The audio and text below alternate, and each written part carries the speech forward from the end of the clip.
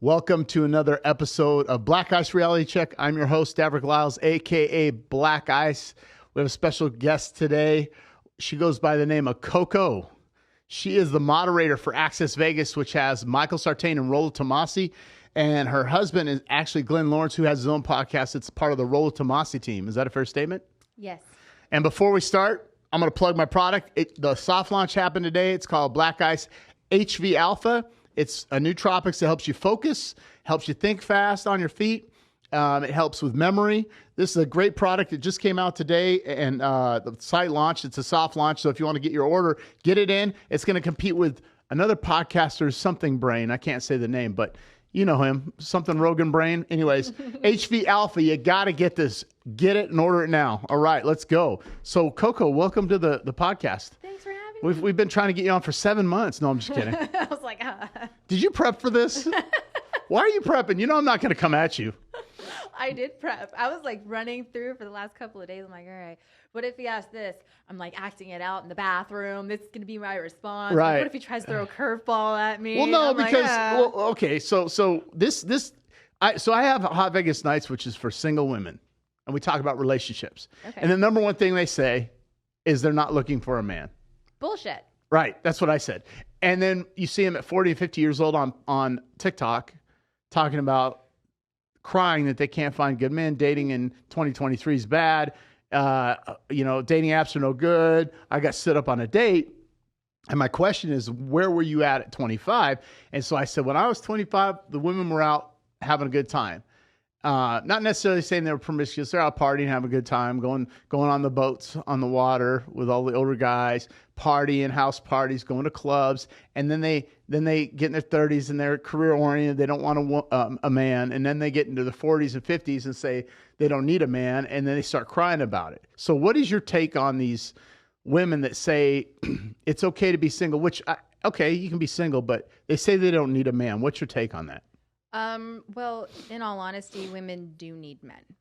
I mean, if you're going to break it down, I think it's just their mentality mindset. That is their way of actually tricking themselves into believing that lie. Because like, you know what? I can't get a man because of X, Y, and Z. Or I'm having difficulties with a man for X, Y, and Z. So if I can trick myself into actually believing that lie, saying I don't need a man, then I'm not as depressed about it. That's my take on how it would be. I mean, I went through that phase once before in my life. I was never a party girl. I never did that. I mean, when you asked, like, where were you at 25? I was married. I was married and working 3 jobs to put him through his career. So I was busy. I was matured at 25. So what age did you get married? I got married when I was, I believe, 24. But I was with him from when I was 21. And so when did you get divorced? I got divorced. We legally separated in 2017 and then got divorced on 2019. Wow. And then when did you meet Glenn, your husband now? The funny thing is like we were actually just friends. He met me at the gym. But did you meet him when you were still married? No, we were legally separated at the time. Okay. And we weren't dating. We were just friends. Okay, so stop. My question is, this is for the viewers. I tell women, your guy friends that you're compatible with are the guys you should be in a relationship with. Right. Most women have this resource biological need ingrained in them. Women, excuse me, women generally, based on the Evolution of Desire, a book by David Buss, I encourage everyone to read it. He's a clinical psychologist out of UT of Austin, I believe. He talks about generations and generations of relationships and dating and mating strategies. And they've interviewed over 10,000 women from different cultures, backgrounds, races, religions, ethnic beliefs, all this stuff. And they found that 100% of the women biologically lean towards someone that has resources. But what happens is when a woman feels that she has the ability to have the guy and there was no, I don't want to say chase, that person necessarily doesn't have resources biologically, they want to go, they're competitive. Women are competitive indirectly, right? Yes. So if you, as much as women say, I don't like Dan Bilzerian, okay, I'm not saying, I don't know the guy. Okay, visually you can say, okay, this guy's got all these hot women, whatever. Oh, look at him, he's just a player, whatever. Biologically, women are attracted to that because of the security and resources. Biologically, they can push back, but when they have a child and they have responsibilities for their offspring, and they want to secure that environment, they look for the biggest, strongest, brightest, smartest, wealthiest person with the most resources. Now, from the outside, now this is a clinical psychologist that did the study over 5 years. 10,000. They interviewed 10,000 people from every religion background, and the number one thing women look for is resources to secure their longevity. Now, that's why men, and Rollo talks about this, sexual marketplace value. Women look at men as success objects. True. For security. That's the resources. But does it have to be about money? I don't necessarily think that provision aspect of it could be about money. No, it not necessarily, but they want to have that security in place. But my point is that guy friends that are available, inherently women sometimes feel like there's not a big desire for that guy, which I disagree with. The reason that guy's friends with you, obviously he's friends with you. Okay, Glenn's a heterosexual male. He's like a Neanderthal. So, sorry, Glenn. Guy's big, buff, tattoos, beard. Looks like he popped out of a cave. He likes you as a person, but he saw you. He's like, wow. The first thought was, I'd like to XYZ, right? No disrespect. No, he admitted that later. I didn't know that he had liked me. I mean, this big dude. Wait, time out. He was friends with you. You knew he didn't like you. He was friends with you. How did you not know he didn't like you? Because literally it was all about supplements, because he knew that I was competing. Glenn! And so he did that as like an opener, and he was like, look, I heard you overhearing about supplements, and like, I work and I'm sponsored by a supplement. If you have any questions, just let me know. Yeah. Like, so we were both competitors. So we worked out together. We did posing together. Okay, but he was thinking. Glenn's not going to admit it. He admitted. He goes, the minute I saw you in the gym, when I was like, because a buddy told him about me. Be like, there's this girl, you really got to see her at the gym. He's like, yeah, sure. He's like, no, I'm serious. You got to see this chick. So then he sees me and he was like, she going to be mine. But I didn't know that. Right. So to my point to women, they say, well, my guy friend, he's just a friend. Yeah. So when I tell people that, look, and I didn't even have to tell my girlfriend this. She didn't want guy friends. Mm-hmm. But it's not that I don't trust her. I don't trust them. Which is true. Right? They have an alternative motive. Glenn had an ulterior motive. Yes. Indirectly. Nice guy. Glenn, sorry, we're not bashing on you. So I'm not coming at you. I'm just saying my point is that guy friends generally are the right man for you as a woman. But you'll find very attractive women. Sometimes you'll see a lot of these women with guy friends, but they're not in a relationship. Right. But then when they get in a relationship, they don't want to leave their guy friends. Oh, I have no problem with that. Like, the only guy friends I've actually really had, I mean, most women do say this, I get along better with guys. I mean, I do when I was single. But when I'm in a relationship, I don't really communicate with guy friends. And I kind of just disassociate. But you did that by your choice. Yes, because it's inappropriate. Because I live the standard like do unto others. So I'm like, wouldn't feel comfortable if my husband was becoming friends with all of these single women. But he has a bunch of girlfriends. No. Yeah, that's what he told me. I'm just kidding. No, he doesn't. Did you see her? No. She went in cat mode. Don't let the flames start coming out. But last night on Access Vegas, this gal was sitting right here, and she was talking about boundaries and controlling and not letting people want, and they said insecurities. So, and Rollo made a comment about, not necessarily, he didn't say this, but she said, well, shouldn't they know up front or should they set the boundaries in a relationship? When you got in a relationship with Glenn, I don't want to talk, I'm not trying to get in your relationship as a standard, but when I got in a relationship with my girlfriend, I told her, I said, these are kind of what I'm looking for. I had a list. I put a list together of the required requisitions of a relationship. Like a piece of paper written out? I wrote that shit down and I had it on my wall. I said, look, if the woman I meet fits in this category, done. Cool. I went through I respect that. I went through like 9. I dated 9 gals on the way. I was like, ah. Now, don't get me wrong, hot. But again, you look at them, you're like, okay, she's an Instagram model. This girl was on, and it's like, oh, she was making lots of money. But then I got to know her, and after a week, I'm like, dude, now I really hear her talking. Because men don't look at they don't listen. They look, they get together with her. She's hot. They're visual creatures. Right. And then they start hearing the conversation. Yeah. No, there's nothing. And I look 2 to 5, 10 years down the road, it's like, no, she drained my bank account, right? Right? She had, listen, she had $10,000, $15,000, $20,000 purses and didn't own a home. And that right there told me that her priorities are backwards. Very materialistic. But she didn't own a house. Right. So what are you doing with a $20,000 purse and you don't have a house? Status image. Right. And then, $2,000 shoes. And we go on a date and then it's all about, I don't do public affection, this and that, blah. All these rules. I said, no. I said, let me explain something to you. That's some bullshit. I set the standard, not you. I choose to date you. I don't need you. So when I met her, we were friends from a distance. We were communicating through Instagram. And this girl was talking about how this girl right here, the power lifter girl, was talking about how, and guys, if you want to see what I'm talking about, go to the last episode of Access Vegas last night. She was talking about how her you get in a relationship and everything's cool at first and then the guy changes. Correct. But what happens is it's your behavior that creates the insecurities. Now watch. I set a standard. If my girl wants to go out and have girls' night out and party and go to clubs all the time, I don't need to be in a relationship with her. Correct. Right? I don't have guys' nights because I don't want to hang out with a bunch of dudes. I don't go out and, cigar night. She wants to come. She goes with me everywhere. It's very seldom that she's not with me.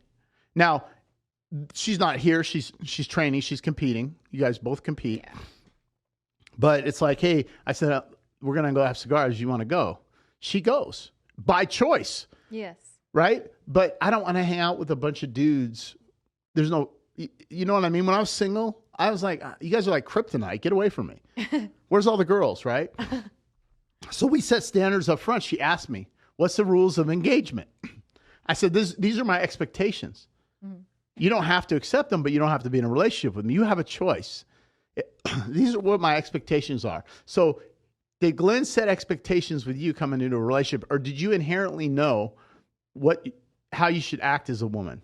Well, one, I was raised different. So, my husband always says, he's like, you're a rare anomaly in today's society. Were both your parents married? Yes, and they still are. They've been married for almost 40 years. So your mom raised you to be a good wife? Well, actually, I learned things from my mother, but I actually learned most of that from my father. Like my father taught me a lot about how to be a proper woman for a man. He always raised me to tell me don't, it's like one thing you got to do to show, love and respect and care for your husband is, he is the head of the household. My dad always said, the first thing to do in the morning is you don't have to put your makeup on, but at least always make sure that your hair is done, or at least brush your hair and brush your teeth and have a cute little robe on. So that way you can get breakfast ready and do stuff, because you don't want to look like a hot mess for your husband. Make sure that you actually, when he leaves, that you come home and you are dressed nice for your husband. Right. You are a representation of your husband. You are a representation of your family, which stems from your father.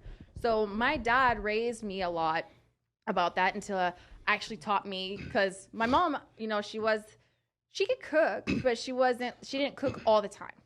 So my dad liked cooking and I loved cooking. So my dad actually taught me a lot of things about cooking. So then I would help his little sous chef and stuff in the kitchen. And he's like, you need to constantly properly feed your man, because he works, you don't know how many hours during the day, and he shouldn't come home to, fast food.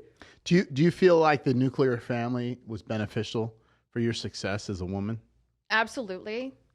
That's why it's really hard for me to navigate in today's society, because I don't align with a lot of these women. A majority of these women, I don't align with them. So going back to your question, my dad helped me with that. And, there were some things that Glenn had vocalized that he would want. Not saying like necessarily from me, because we weren't dating at the time. You know, we were both coming out of a divorce, you know, and we both were just like really emotional support for each other, because we literally were married to the exact same person, just opposite sex. Really? Like, my ex-husband was a narcissist and an abuser. His ex-wife was a narcissist and an abuser to him. Like, it was bad. Like, and we both were actually married for almost about the same amount of time. It was actually kind of funny. You guys are similar ages too. Yes. Okay. He's about, I think, 2 years older than me. What do you think about, this goes into my next question. What do you think and this came up last night. I wish I was on that podcast last night. Nobody interjected when they should have. What do you think the age gap that's too far away is bad? Because a lot of women date older men. I won't be offended. I like older men. Okay, so what is 10, 15, 20, 30 years too far? What's the limit? Is there a limit? In order for me to not be hypocritical, because the most I've ever dated older than me was 20 years. Okay. I didn't know, honestly, I didn't even know that he was 20 years older than me. I found out on his birthday. Because he was like, 41. What was your response when you found out? I was just like, wow, you look really good for your age. Like, Okay. I thought he was in his 30s. I was 21. No, I wasn't 21. I was 19. I was 19. So he was 39. Yeah, well, he actually had his 41st birthday. So he's 22 years. Yeah. So Is that too old? Not for him, because he took very good care of himself. He was very into health. He didn't look his age. So what do you think about, like, so if a 25-year-old wants to date like a 47-year-old, is that too old? I honestly, I believe in to each their own. Okay. Now, if there's an alternative motive in it, then that's malicious. What would that be? Like, if they're literally in it to get the provision that you're talking about, like mainly just like money and security and stuff like that. There's no genuine desire. When there's no genuine desire, it's wrong. Do you think older men date younger women because they want to control them, because they can be controlled? Because I see a lot of older women say that's why older men date younger women. No, I think it just helps boost their ego, knowing that they could still have some game, or whatever it is that they can offer is desirable to younger women. Do you think, and these are questions I have answers for, but I want to see your opinion.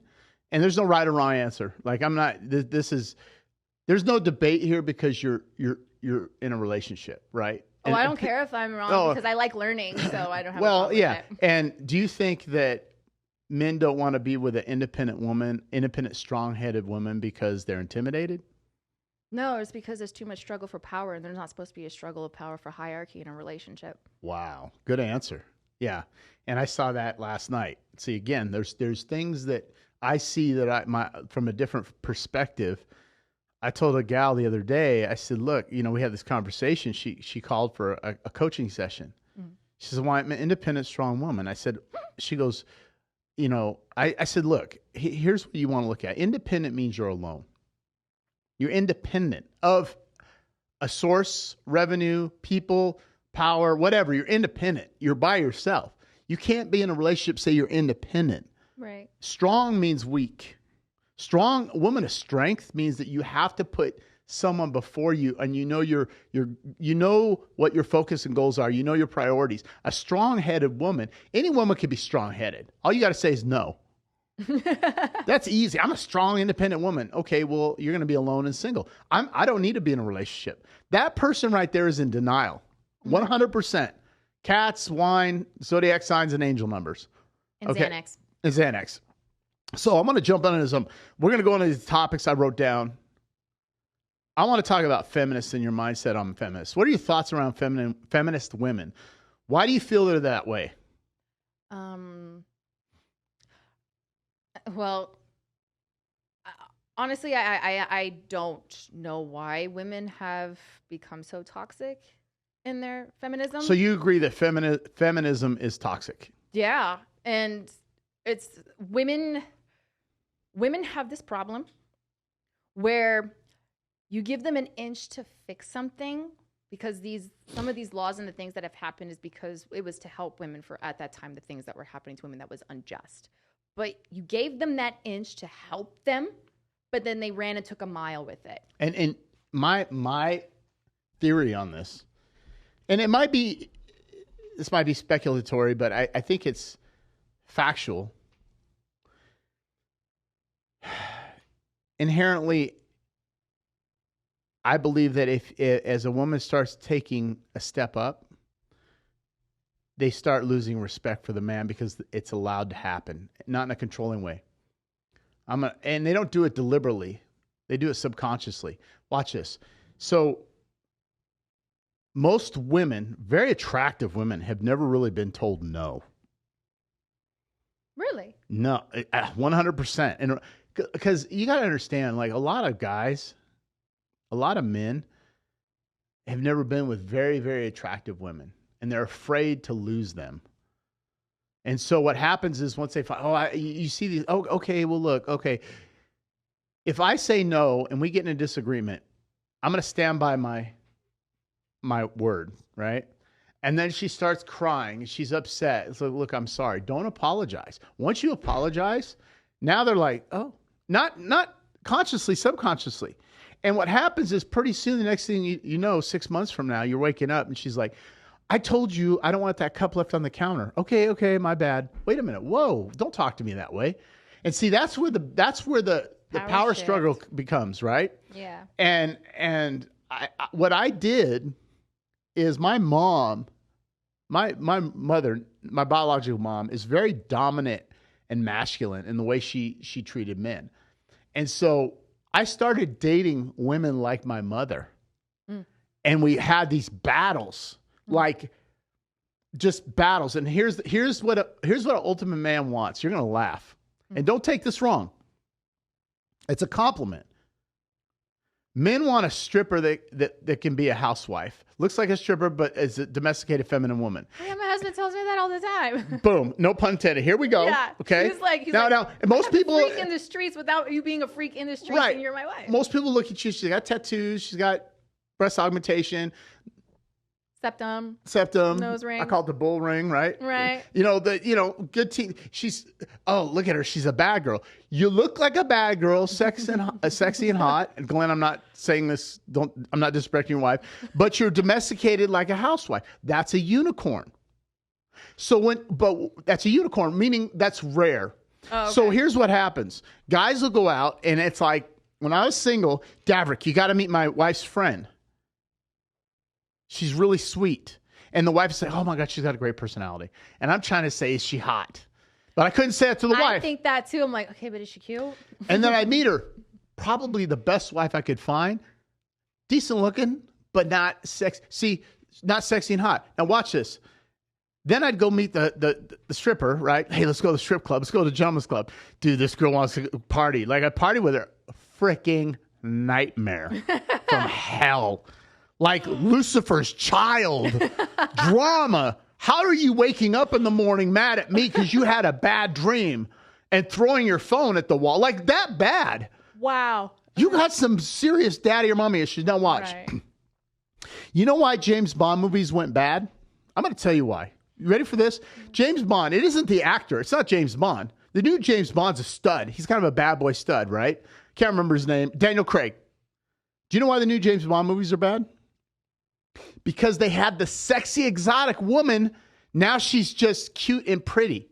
Men don't want that. The new James Bond girls, oh, she's attractive. She's pretty. No, she ain't exotic, hot, and sexy looking and kind of nasty, hot, sexy, like, ooh, stripper hot. Like, you go back to the old, James Bond, Sean Connery, of course, sweetheart. Of course. Shaken, not stirred. But of course. The women were, even back then, they were like, dang, she's sexy, hot. And then it started progressing. And then modern feminist mindsets came in. Well, we want an educated Bond girl that's very sexy, but not, and their mindset changed. And you look at some of the Casino Royale. Oh. Remember the girl? You're like, she's like a 4, a 5? Yeah. Bond, I don't appreciate you. And she was very smart, but it's like, dude, that's not a Bond girl. That's not a Bond girl. And so my point is for men, it's hard for men to find that. And here's my attitude. I met my girlfriend when she was younger. Plain Jane Instagram. I talk about this way too much, but guys have to understand this. Don't go to a big city to meet your girl. 9 times out of 10, you're going to fail. Go to a small market. Now, I know you were where'd you meet Glenn at? Washington State? Yeah. Where we're from, Washington, Yeah, right? yeah. But you were out in the islands. You're an island girl, right? And it's small town out in the island. Is that fair? True. And I also grew up on a ranch, so I was very isolated growing up. Guys, this is what I'm talking about. Sea Market. Sea Market is a small town, small city. Yeah. She's from Tucson, Tucson. I call it Tucson. I'm from Tucson, right? 50% Hispanic, tumbleweeds. Yeah. There's only 2 industries there, 3 military, Lockheed Martin, and University of Arizona. And then the border's hour south. There's nothing in Tucson. You don't move to Tucson. But Tucson's very, very, very isolated in a point where it's very encapsulated. Most of the Hispanics there have never left Tucson. Like she was never, I think she was on a plane one time in her life. She went to see her brother graduate from federal government school in, I think it was Georgia. I can't say what he does, but the point was she was not influenced by negative outside influences. Yes. Right? Yes. And I knew I could groom in a positive way. Yeah. And influence her in a positive light. I brought her up, and this is my point. Somebody said, "Well, I said, "Look, she was cute. She was cute. She was a 6, a cute 5's average." And then I elevate. She's like, "Well, I really want 4 years together, teeth, went to Beverly Hills, brand new teeth." Mm-hmm. Then she was a fitness girl, so she had no hair. Yeah, got that done, and then she got the good hair. She got everything done, and then she went, wow, and again without makeup, she's pretty. But the point is, she elevated. I knew Kim Kardashian back in the MySpace days. Mm-hmm. Okay, we were all partying in L.A. Paris Hill and all those people. We saw them at the same clubs. That's cute. Yeah, $2 billion. She's kind of hot, right, to a point. But she's been through so many men that she's unattractive for a guy like me, right? So feminism, you feel, has ruined society because it's tried to make the woman be a man and be more masculine. Because feminism is about equality now. It used to be about choice. Yeah, and there's no such thing as equality between the sexes. You can't be equal. So explain that. Well, it just goes even down to a science. There are things physically that unless a woman has to modify herself to even try to be equate, but not even to full equate, that she could never be as strong as a man. She can't. Women, in an incident, if something happens, women are going to scream. There are some women where, like, yes, if you see a child, you'll grab a child because it's a nurturing instinct. Mm-hmm. But men will put themselves out in the line of fire to protect everybody else that's there. Women are like, ah! Like, that's all that they sit there and do. They just sit there and they scream and they don't know what to do, and they're like gnats just flying around the room. Well, it's funny because I have nothing against the guy. I don't know him, but I don't agree with a lot of his viewpoints. But Destiny, the podcaster, the streamer? Yeah. And Melanie, that's his wife? Is that his wife's name? I honestly don't. Okay, so I watched both of them, and I said, if I was to break in their house, see, I'm ex-military, right? We'd kick doors in and do all that. The first thing we do is go for the strongest, most alpha person in the room. It wouldn't be him. It'd be her. Yeah. She's more masculine than he is. That was my ex-marriage. Yeah, and so if you're the woman and you're more masculine, you're going to control that relationship and be dominant. Well, did you lose respect for your ex-husband? The thing is that when I say that I was more dominant, I mean, like, I still... You took the leader role? No, I did not. I still am submissive.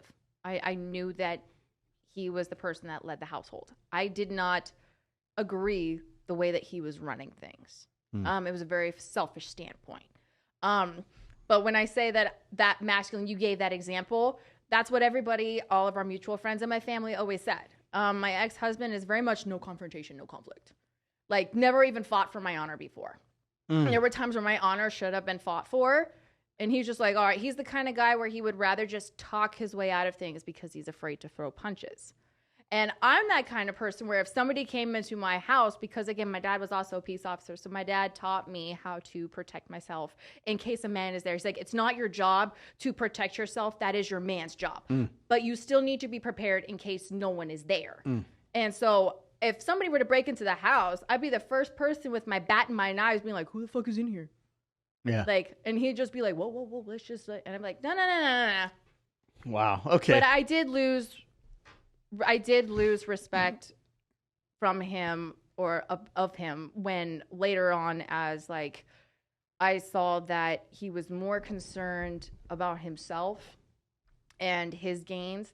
And he would say that even when we figured this out in counseling, like even the therapist called him out and told him that he was manipulating me and breadcrumbing me. Wow. And he did that on purpose. Was it a male therapist or a woman? No, it was both. We've seen two. Oh, He's like, okay. he didn't agree with the woman. The woman was calling him out on things because I used to take psychology. So I have really? I have a counselor's degree. Yeah. Whoa. And so Jordan Peterson woman version. You need to get busy, man. How come Glenn doesn't have you on your own podcast? I actually do have my own podcast, but with our move and me trying to support him and be there for him and be his assistant in whatever he needs me to do, whether it's food prepping, helping him with his schedule, like he comes first. He comes first. So he's like, when things settle down, he goes, then we're going to focus. Because before we had moved back in, because I was taking care of my mom, he would help me and I would do my podcast and he would be my producer, my editor, and then we'd upstream them. So I do have some. We need to get that going, man. We'll get you on Jordan Peterson. Next area I want to talk about is body count. Because I know a lot of women get upset when I bring this up, okay? I hate the term body count, but, how important do you think it is, or how damaging do you think it is for a woman to have slept with a lot of men, to get into a successful relationship down the road? Biblically, it's actually damaging for both sexes. Because in the Bible, it actually also God talks about saving yourself for that special someone. Because he even said that the more that you give yourself to other individuals, there is a part of your soul that you are giving to that person in that time. So think of like your heart. And each time you have sex with somebody, you're giving them a piece of your heart. Okay, so I'm going to push back here. When men initially have sex, see, here's my... Are you going to try to tell me men can compartmentalize? Because I understand that. No. Oh, okay. But generally, the majority, the rule, not the exception, the rule is women generally have sex with men. They want to have an emotional connection first, generally. So, and I don't want to talk about you because I have a good relationship with you and Glenn. But when you had sexual relations with Monica Lewinsky, no, I'm joking. When you had sexual relations with a man, you needed to be emotionally invested. You weren't just going to have sex unless you had an emotional connection. Fair? No. So sometimes you did, but for the majority. Well, actually, I have a very, very low body count. Okay, but my point is when you started dating Glenn, you were emotionally connected to a point. Yes. Okay, we were connected. That's my point. Guys can go out and have sex with a girl and 3 days later forget her name. Oh, yeah, absolutely. Yes. So there's no heart given. There's no emotional connection. Now, relationships are different. So what I learned as a man, I'd meet these really hot girls that I like. Oh, man, I really like her. And I have sex with her too soon. I'm like, I'm really not into her. It wasn't that I wanted just to have sex, but there was no emotional connection. Right. And men's eyes don't open up until they have a friendship built with a woman. Now, I was fortunate that my girlfriend lived in Tucson. I lived in Seattle. So we were talking for 30, 45 days before we even met in person. Okay. So I built some kind of connection with her. And then she flew up. And I said, you know what? If I hit this, I'm going to ruin it. Like she slept in the bed. We didn't have sex first week because I liked her. I really cared. It's like, well, you know what? She's a good woman. This could work. But I knew if it was too soon. So I built up that emotional connection. So then it was like, boom. But I was ready for a relationship. Okay. Right? Mid to late 40s. Before that, I was like, nah, I'm good. I just want to go party, have a good time. Dated this girl a couple times, blah, blah. It's like, oh my God, she's annoying. She's talking too much in the car, blah, blah, blah. Turn the volume up.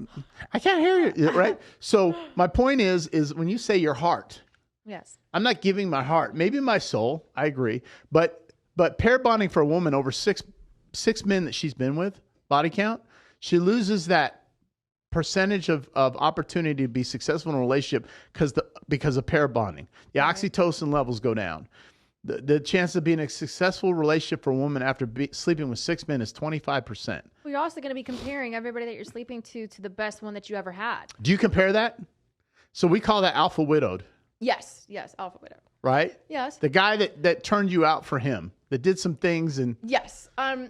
Well, because when, men can do that with like porn, which is why they continuously watch more and more, because they're always trying to chase that high, because after a while they're like, this isn't doing it anymore. So they got to find the next thing. It's the same thing when women are exposing themselves. But I think at some point, and I don't have statistics for this, I have known women that have a very healthy lifestyle. Let's just call it that way. Okay. Mm-hmm. Very experienced lifestyle. And for them, they have had intimacy so much with so many different people that now they are actually disconnected from that experience. So for them, it doesn't really mean anything. So you feel like these guys that are coming up, I have a different twist on it. I don't think porn's good. However, men that are chasing women instead of focusing on their career, see, men need an outlet, right? Go to the gym. Or go to the gym. But also, prostate cancer is higher in men that don't have a lot of sexual interaction or ejaculation. So the more that you ejaculate as a man, your prostate cancer chances go down. Now, that being said, I'm not agreeing with porn, but these guys that are like 18, 19, 20, 25, they're like, oh, I can't find a woman. I said, focus on your success, your money, your foundation, your goals before, because first you make the money, then you have the power. Then you have the power, then you have a woman. But they're so sexually driven, so their mind's chasing women. They have no sexual outlet. Mm-hmm. And so guys are like, porn's bad. It is bad, but what do you want the guy to do? He's not having sex with anybody. So what's he going to do? He's going to go out, party, go to nightclubs, chase women, go to strip clubs, and he's not going to focus on himself. Because the sex drive is gone. Men are suppressing their sex drive, smoking weed, drinking alcohol, watching porn. They're not driven to go out and find a mate. But do you want a guy to go chase women around 24/7, or do you want him to be successful first? So I'm not endorsing porn. I don't want to get this twisted. But guys need a sexual they're masturbating. Every guy's masturbated.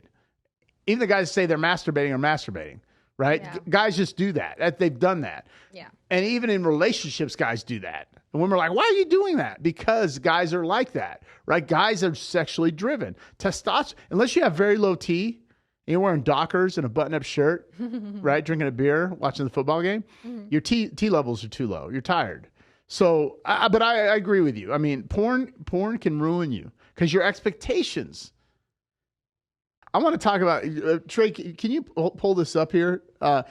Do you know who Margaret Robbie is? Yes. Okay, they talked about this gal. I don't know what the deal is. She's 33 years old. Right. She's playing the Barbie in the Barbie movie. Yes.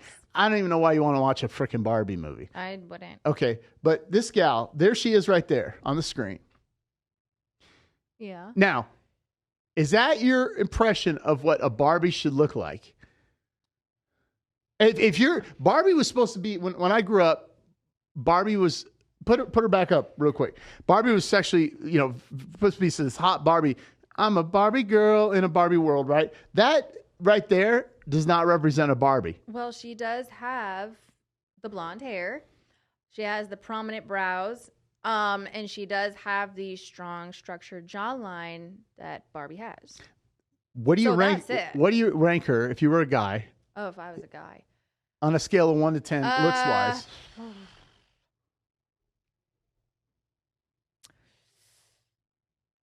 With makeup, I'd give her a 7. Really? With makeup, I'd give her a 7. I think she's a 4. She's below average. With makeup, I'd give her a 7. Without makeup, about a 4 or a 5. I don't think see, for me, I don't find her attractive. Oh, see, but it depends on a person's preference. Right. I like her lips. Okay. I like her teeth. So watch this. Bi-curious. Because if you find a woman attractive, you're bi-curious. You're not bisexual. I'm not bi-curious. I could just appreciate a beautiful woman. I can understand that. All right. And what are your thoughts around the red pill space? Like, were you introduced to the red pill space when you met Glenn or before? Like, did you always think this way? Like, when you hear Andrew Tate speak, when you hear Kevin Samuels, when you hear me, when you hear Glenn, when you hear Rollo, when you hear Michael, what are your thoughts? I know, before you answer that, I'm going to say this. We all don't agree with each other 100%. That doesn't mean we hate each other or dislike each other. I don't agree 100% of what Michael says. I don't agree with 100% of what Rolo says or Glenn or Andrew or Kevin, but we're all 90%, 85 towards that individual. Doesn't mean we dislike them. It's like, I don't think we ever went to the moon. Michael thinks we went to the moon. I disagree. It's like, oh, look at the flag. Blah, blah, blah, blah. It's like, okay, well, show it to me. Well, here it is in a picture. Well, I could have made that picture. I want to go to the telescope. I want to see the flag on the moon. I don't agree we went. I do believe the earth is round. I don't think it's flat. Okay. But when it comes to dating and relationships, we all have different viewpoints and opinions. What is your consensus on the red pill with the men that are talking about it? Do you think a lot of the guys are too far out of their minds? Like, what are your thoughts on Andrew Tate and the red pill? I think that there are a lot of, I think you guys call them grifters. Grifters. Okay. What is that? From what I know, it's like clout chasers or people that are hopping on that bandwagon. Like, for instance, Rolo came out with his book and things on the red pill theory. Yeah. It hit a boom. Okay. And now people are seeing that is what is happening right now. So then people are trying to hop on that bandwagon and pretend like they know what the F they're talking about and that they know the science and everything behind this. But what they're doing is they're diluting and perverting the text behind it. Well, there's knowledge behind it, but there's also experience and wisdom.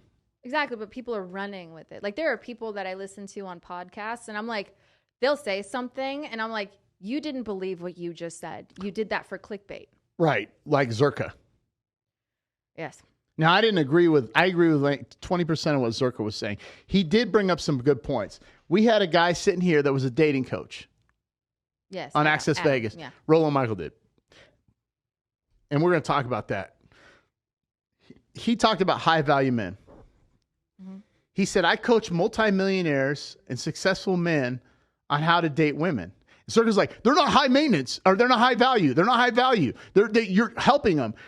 High value men are men that women are attracted to that want to date and be with. They're also equipped with other arrows in the quiver. They're successful financially. They're successful in life. They're men of valor and honor. Okay. They've done some great things. They influence other people and women are drawn to them. Multi-millionaire men does not make you high value. Because if you can't date a woman and you can't find a woman, you're not high valued. There's no value. You're a Pinto, a Ford Pinto. There's no value. Well, maybe as a collector car, but you see my point? Yes. Why is I'd never own a Rolls Royce. Well, you never will. But why is a Rolls Royce so desirable? Because of how it's built, the desire of having it. You know you're going to live if you get an accident. You don't need to go around the world on a tank of gas. It's a luxury vehicle. It's very expensive. It's one of a kind. A lot of people are drawn to that vehicle because of what it represents. The engine's well built. They made airplane engines out of them. Okay, this thing is a phenomenal vehicle. Mm-hmm. But you can't call a guy high value just because he's a millionaire. Mm-hmm. There's no status. Rolls Royces have status. Jeff Bezos is high value because of status, but he is a beta man. But he's still high value because a lot of women are drawn to him because of his status and money and success. So do you agree when this dating coach said, oh, I coach all these high valued men on how to get in relationships. Do you believe they're high valued if they need help getting in relationships? I mean, someone could just be weak in that area. Again, I don't, and this is just me personally. No, it's okay. I don't think that based off of their, men obviously need to be powerful within their own frame. That is very attractive. But they don't need to also be millionaires or rich. To me, I mean, like what would make a guy a high value guy in my eyes is like, how strong is he with his faith? You know, how strong is he with his frame? Is he in control in relationships or is he controlling in relationships? But you don't know that until you're dating him. Oh, no, but I'm saying like if he starts marking these things off and I see these in him and he's like, let's say he's not the richest guy, but you know what he can provide? I'm not a needy woman. I don't need the world. Okay. Like, I don't need that. I mean, but if you get successful and we help build that together, I don't think there's anything wrong with helping you to build your husband's dreams. Okay. I like it. Okay. So I'm going to pull up another one. Can you pull up Miss Netherlands? I'm going to talk about this. Okay. Pull up that picture and keep it up there and can you click on the picture and enhance it right there? Yeah. Click on it.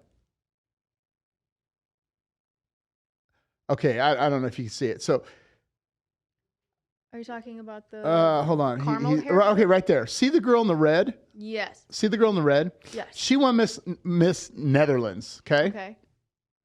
Now I don't have a zoomed in She's picture. tall. Okay, that's a dude. That's a guy, a transgender woman. They gave first place to wait. Second place woman is more attractive. This woman got a participation trophy because of progressive, left wokey, feminist type mindset people, beta men, gave her the overall win for Miss Netherlands. I can't zoom in on this. Somebody posted a pic and said, "What do you think of this?" I thought it was a real woman before I even read it. And she has buck teeth and big ears. She looks like Bugs Bunny. She got shoulders. She looks like she's a fitness. Look at her. Look at her. The one on the left is pretty. They gave the trophy to Miss Netherlands, and everybody was clapping, supporting. What are your thoughts about women competing in men's sports or beauty pageants winning? Why do you think she won? Or he, I should say. I think that the reason why he won is literally, like you said, it was a participation trophy. Because if he did not place, there would be chaos. I do not think that men is for men's sports, women are for women's sports. There's a reason why they're also separated. Just like how but this is a beauty pageant. It doesn't matter. Like, it really doesn't matter because they create these things for people of that sex to have their outlet and their way to succeed. But then if you start mixing the genders in there, it's like, what? Because you got plastic surgery, that girl may all be natural. The only reason maybe why she looked better is because she had like $50,000 to $100,000 worth of surgery done. How fair is that for the girl that actually worked hard naturally to get herself there, as in the pageant? Right. So Like, why do you think people? Why is equal society competition. doing this though?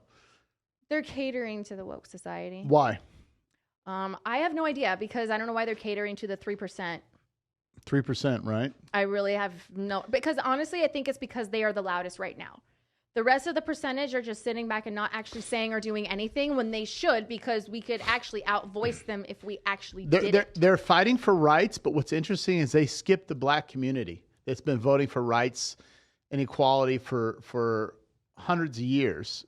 And then some of the black community that supported them, the biggest liars and manipulators, right? The BLM, the whole movement, the feminists that ran BLM were actually about gender rights and gays. They supported them, and now they're louder than the black community that's been trying to fight for equality and rights and choice, right? My point is that now this whole movement, it's a priority. All these companies are woke. It's Pride Month, right? Pride Month is actually the same month of Men's Mental Health Month. But nobody talks about that, right? Nobody talks about mental. Yeah. So, and then the other thing I want to talk about, which just came up now, there's a bill that was announced in California, and the local politicians and government in California blocked this bill to put child trafficking individuals away for life in prison. And everybody wrote this bill. Everybody was in support of this bill. Everybody voted on this bill to, if you get caught with child trafficking in California, like you're trafficking children for sex, that they put you into prison for life, and California blocked the bill. They blocked it? They blocked it. So in other words, they don't want people to go to prison for life for trafficking children. What are your thoughts on that? I think that's absurd. I think that they should. I mean, personally, I think they should get the chair, but... Well, but then they don't suffer. No, they suffer while they get electrocuted. Or take them to those camps that are like those old Well, but see, camps. when here's the thing. The society, there's a balance in life, right? The prison has a hierarchy. Mm-hmm. They don't tolerate rape of women or sex with children. They don't. I think they do it for safety because, like, we don't want all these people getting killed in the jails. They kill them in the jail. Yeah. They kill them in prison. Now, I'm not saying that I agree. I'm not telling people to kill people. I'm not going. That's not what I'm saying. But that person, Jeffrey Dahmer, got killed in prison. Yes. Right? You're not going to make it. But they have this law that they said, no, you shouldn't put a person away for life, or no death penalty. Obviously, that's what they said. But you're not going to put a child trafficker in prison for life. Why is California so backwards? You lived there for a minute, didn't you? Yeah, and I couldn't wait to get out. Why was that? Because everything is... everything that is, in my opinion, how I've seen going ass backwards and extremely toxic, it's all centered there.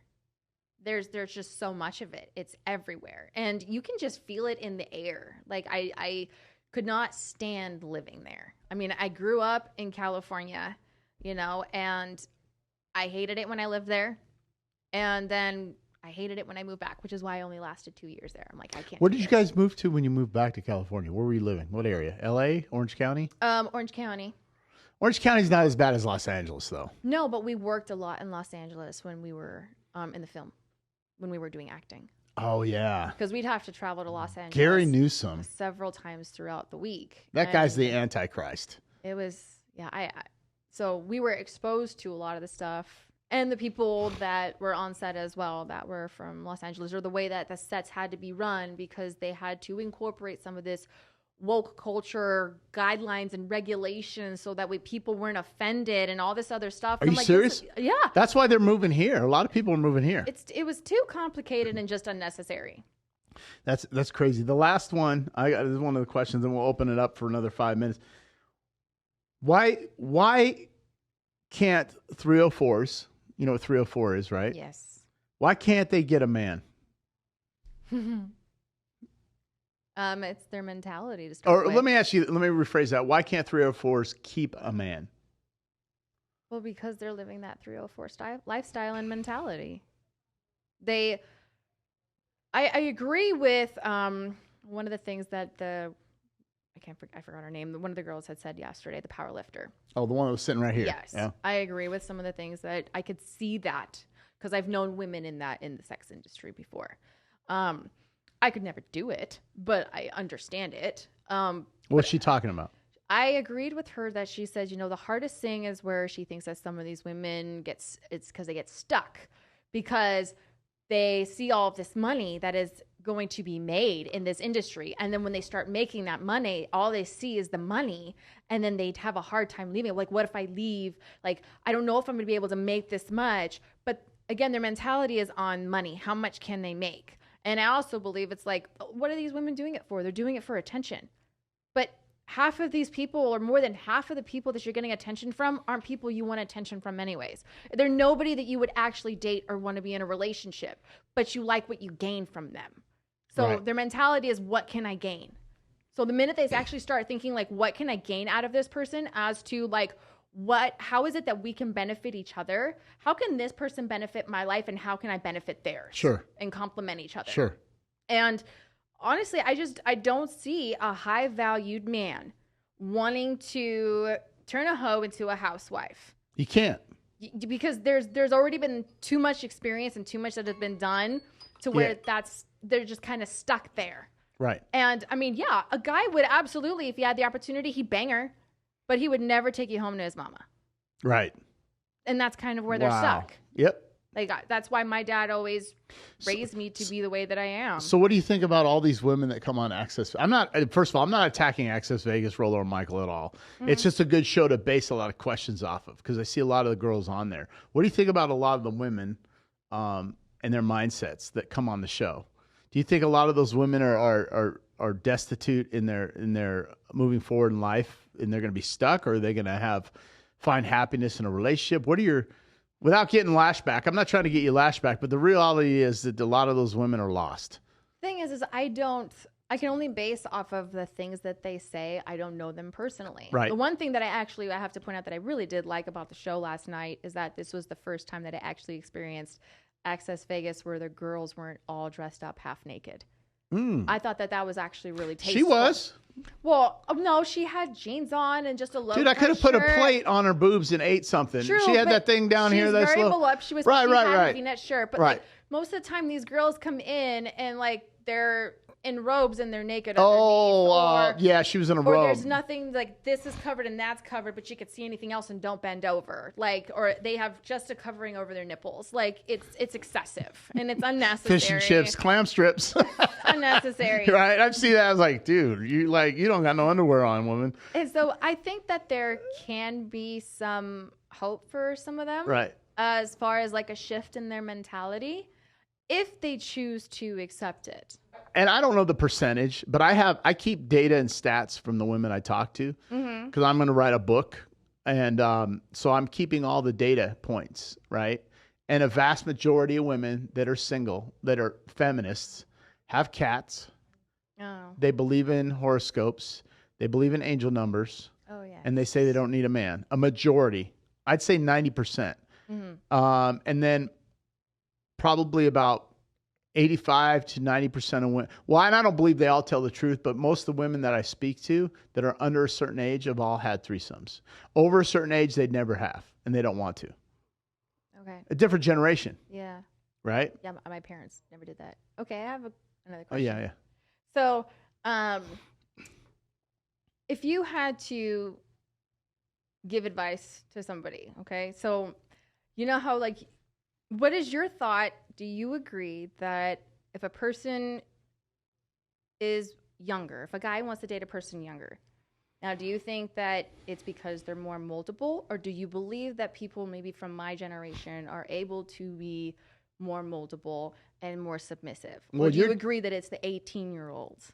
I wouldn't date an 18-year-old. That's too young for me. But do you agree with their statement? Like, that they if a woman came up to you and be like, do I have to, like, if she, let's say a woman my age and I came up to you, I'm like, I want to be more submissive. Is that even possible for me to be submissive? Or am I too far gone because of the age that I'm at? Because that's what people are saying. Look, I don't think you're too far gone, but you have to retrain your mindset. And you're part of your association. You're part of your generation. And anytime you want to retrain the way you think, you have to start over. You have to literally erase the hard drive. And it's all a matter of what you do. Look. Does that come from genuine desire as well? You have to have desire. You can't be forced to do it. But it's easier, more trainable, or more coachable. I can't say trainable, that sounds awful, but I think like more accepting for them to do on their own if they have genuine desire. But they also have to be guided and led, because a lot of women make decisions based on emotion, and unfortunately, and association, and parents, and professors, and culture, and music, and politics. And everything right now that is being ingrained in young women is anti-pro-life, anti-man. Correct. Your professors are woke. Mm-hmm. Your female rappers are the most masculine women I've ever heard. There's not one female. I can't even listen to it. It's so ghetto. It's so masculine. It's so loud. And then the girls you hang out with have an abundance. It's called female attention necessity disorder. I'm not a psychologist, but I claim that. I'm putting a patent on that. Psychologists, 90% of them. No, that's a real thing. That's why because they have it. They are so used to attention. I'll give you an example. If I had 10 girls in here under 25 years old, and I said, you have to go 10 days without a phone. Bring it. They would fall apart because they are so used to attention. Your generation, I don't know what the cutoff is, but I remember when the first cell phones came out, how old I was. Yeah. Before that, they weren't smartphones. I remember when the first smartphones. The big brick bone, right? Yeah, it was Gordon Gekko, right? Yeah. And Wall Street. But the first smartphones came out in about 06, 07. Mm-hmm. Social media started kicking in, and it was Facebook, right? No, it was MySpace. It was MySpace. Sorry, it was right. It was MySpace. And when MySpace kicked off, it was like 2005, I believe, 2004, 2005. But before that, they didn't have all the attention. I saw women more open to conversations. I say, hey, how you? Oh, great. You get an elevator now and say hi to a girl. She acts like you're kryptonite, like you're going to rape her. And in Seattle, she might be, 300 pounds, not attractive. And you say hi to her and she's like, I know. Okay, please. First of all, you're not even my type. I'm just trying to be nice. I opened a door for a woman in Seattle. She got offended. That's how bad it is there. Look, she's feminist. I don't need a man to do So anything. that's awful. So to answer your question, I think that there's two-part answer to that. Number one, I think that the younger the gal, she hasn't been exposed to as much toxic and negative environment outputs, or like, you know. But this is all that they're raised with. Right. But the fact is that it depends on how you're raised. Nuclear family is number one. Okay, your family and your parents have to give you good values, morals, and ethics, right? Number two, you can't be easily influenced by society and what's going on. TikTok girls, you know, club girls, all the girls on Instagram. I've been to Dubai, got 300,000 views, you know, and she's like this, doing this. It's funny now, you know, 4, 5, 6 years ago, I was like, oh my God, she's hot. Now it's like, oh my God, dude. You know, because you go to your search bar, okay? If I go to my search bar and everybody's like, that's because what you look up. I don't look them up. I go to my search bar. Before I type anything, all I see is a bunch of reels and pictures of women, hot women. Right? And it's like, I don't even look at them because it's all the same. Yeah, it is. It's vanilla now. Yeah. Right? But I think that the young girls, you know, if I'm telling you, they go to college, they get in their sorority. See, this is the problem. Women have instant value at 18 years old. They're valued at 18. At 18 years old, the only thing I have is he's a cute boy. He's got a Subaru. He's got a race car. He's got a Honda. But when a woman reaches 25, she's like, this dude is not. Women make more money than men out the gate. Plus, at 18, 19, when I was in Seattle, Seafair. Okay, you remember Seafair, right? It's an event every summer. Mm-hmm. Guess who was on all the boats? 18, 19, 20, 21, 22, 23, 24, 25, 26, 27. That's them advertising it, though. All these girls are on the boats and 2 guys. Do you see any 18, 19-year-olds? Right. And if you see 18, 19-year-olds on a boat, it's 6 guys on one little boat with a motor, right? And they got their gold chain, their sunglasses, they're skinny, right? And all they can get is 18, 19, 20-year-old girls. Uh-huh. Once a woman hits about 24, 25, wow, this guy took me out to dinner. My boyfriend is playing Xbox. He doesn't even have a job. Mm-hmm. You see? Yeah. So at 18 years old, you have instant power and value to society because your value is based on looks initially. Guys like, oh, she's cute. She's hot. Guys, he's cute until a woman gets to a certain point of maturity, and then the looks go away as much as are you successful? Do you have an abundant supply of a net worth, right? Do you have resources? Because you don't have a car, you live in your mama's basement, smoke weed all day, you work at McDonald's. Mm-hmm. See, I can go, not now, but in my 30s, I can go and see a hot chick at McDonald's and go, man, I want to take her out. Mm-hmm. But if you roll through McDonald's as a woman and see a guy working at McDonald's, you're not giving him one time of day or a second to even think about dating that dude. And women say, no, it's more about the man. Would you ever date a guy that worked at a drive-through McDonald's? When you went through McDonald's, you didn't even think about looking at the guys being attractive. You know what guys do? You know why latte stands in Seattle do so well? See, people don't know that in Vegas. You've been to Seattle. Yes. Bikini baristas. Oh my God, the titty stands. Why do they? It's not the freaking coffee. The coffee is awful, but it's because the girls are there in pasties. That's my point. The coffee tastes like shit. So what? Even me, I'm guilty of this. I would drive up to a barista bikini stand in Seattle. If a dude was there, I'd keep going. Like they had one in Port Orchard called a banana hammock, and then it ended up dying out. Because it didn't even last that long. That's my point. Yeah. So did I answer your question? Does that make sense? Like yes, like that they have to have the genuine desire for it. Yeah, I mean, because you can force a woman to something she's not going to like. I don't believe a man should control or force a woman to anything, because intrinsically women want what they can't have. In my opinion, they're like cats. If you had a cat and I walked in your house and I did Cartman, kitty, cat's gone. But if I walk in the house, the cat's like, and I ignore him and I start doing this. There's my Porsche. There's my Mercedes. But see, then it comes up rubbing on your leg. But that's flashing what you have, and I find that a turn off. But that's resources. He has resources because a guy could spend all of his money on his car, but he doesn't really have. But he has resources to buy that car. If the car's $2,000 a month, you can't just fake the funk. You have to have resources. But he might have a house. My point is, it's a joke and it's an analogy. If That cat doesn't feel like there's something that's going to grab its attention, i.e. resources. He's got his little shoelace. He's got his phone cord charger, and he's playing it. The cat's like, yeah. But if he's just sitting there and he's like, cat. Cat's like, dude, no. Right. This guy's coming up to me in the bar. Go away. If Right. I walk into a bar by myself, and I tested this with guys, I can get the attention of the most attractive woman in the whole bar. I know how to do it because I don't give her attention. And when she sees me, I kind of laugh and turn my head. I'm not interested in you. You ain't shit.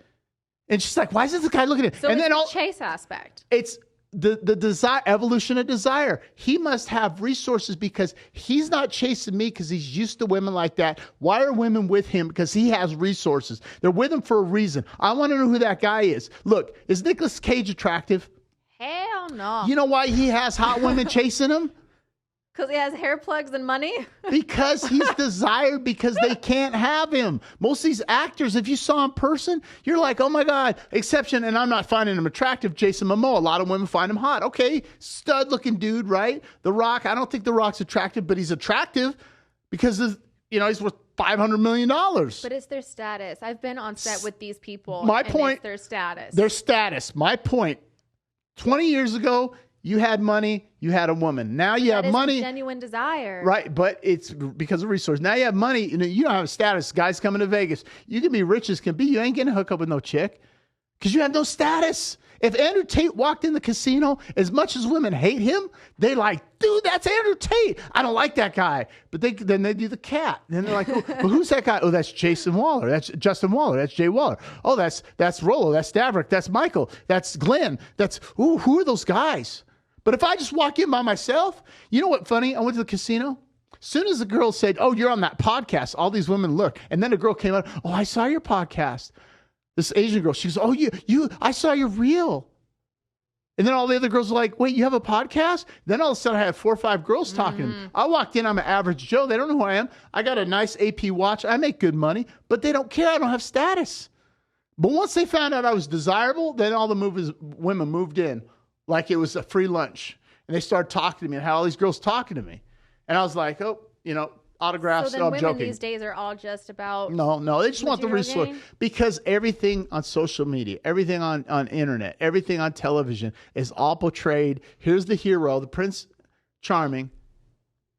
Here's the princess, right? Here's Cinderella. Yeah. She lost her shoe. She was poor. She got a man because of Prince Charming. She didn't get the villager guy that picked up the horse poop. Right? And Prince Charming went for the girl that was in a C market that lost her shoe, right? Not the OnlyFans girl that takes all her clothes off and can't get a man. Those were the wicked stepsisters. And went out and partied. That's based off of upbringing then, right? Because for me, it's not about status.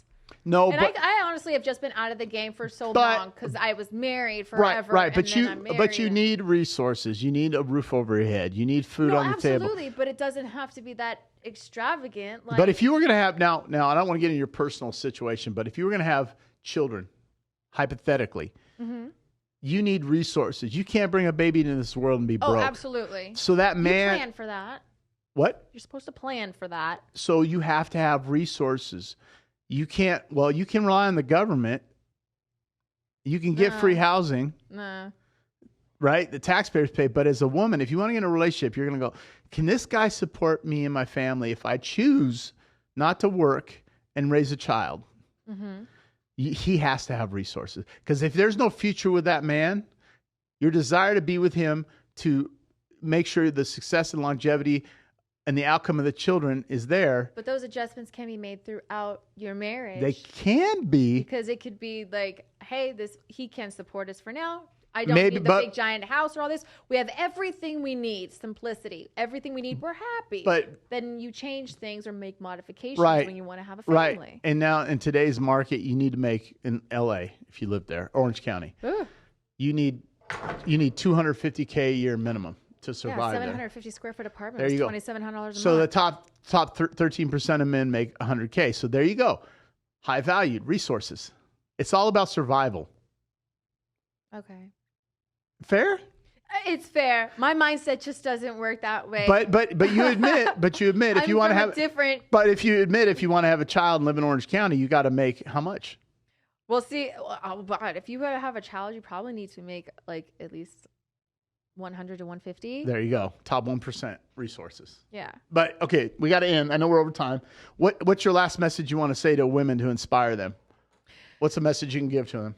Oh my gosh. I guess women should just, one, dissect the stuff that the red pill is saying. Because the red pill is talking to men, but it gives a lot of information. Like I have learned a lot listening to, things that you have said. Rolo, I mean, my husband, because he's breaking it down for me. There's a lot of information in there that actually helps you to really in tune with yourself where your accountability needs to be. Because that's one thing that I think that women really need to work on is accountability. Accountability. Stop casting blame, making excuses. Take accountability. There's no shame in it because it actually also betters you for a lifetime partner. And Glenn made a comment. He said the red pill actually makes you want to love women more because it teaches you traditional values and that's good. I can see how it can make you appreciate the right woman more. Mm-hmm. I think that maybe the red pill can do that. I'm not sure about loving, but I see what he's saying. Well, yeah, let me rephrase that. It makes you want to desire to be a better man and find a traditional woman. What about a good message to men? What's a message you can say to men? Oh, I don't speak to men. That's not my place. What do you think a man should do to be a better man?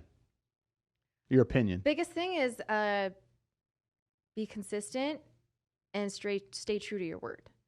Right on. Biggest thing that's unattractive in a man is his inconsistency and lack of leadership. Right on.